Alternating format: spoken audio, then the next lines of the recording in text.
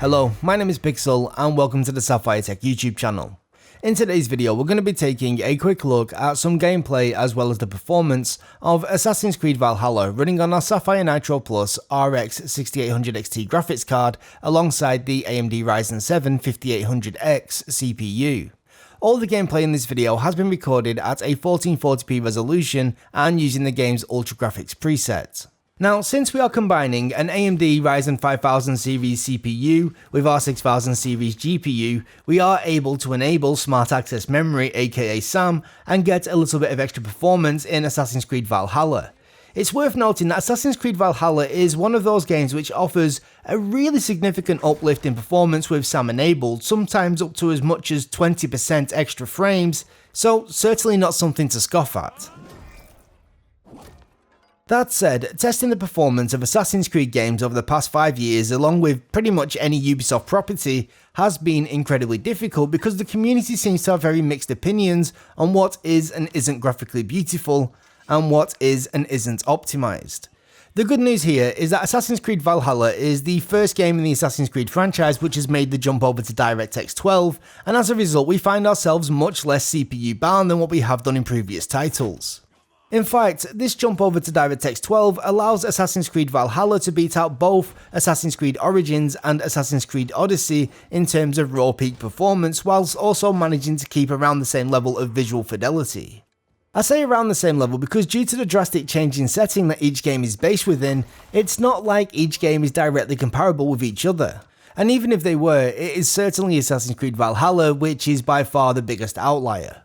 Don't get me wrong, England can be a very beautiful place, but it's a very different type of beauty than that seen in Greece or Egypt.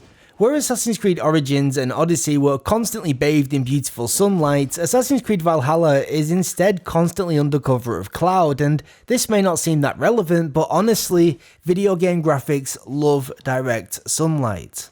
One of the main reasons for this is that many of the graphical effects used in today's games actually require information from the light to make the graphical effects really work.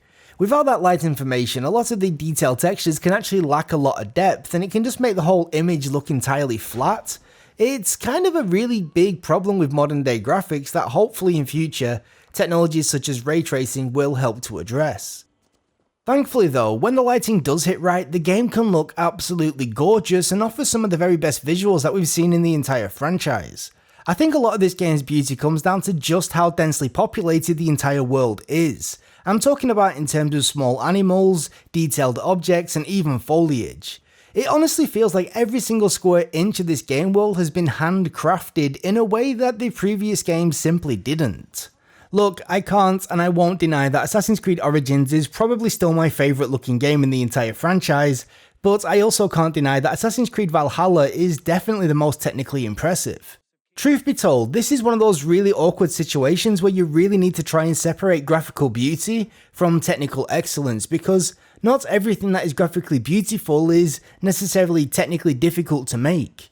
I know this sounds odd, but an awful lot of work goes into making this game look not as good as it could, at least from a subjective beauty perspective. If you was to cut back on a lot of the fog and mist and get rid of the clouds and even cut back on some of the foliage, then this game could literally look better than what it does right now. It just wouldn't be that accurate and it most certainly wouldn't be English.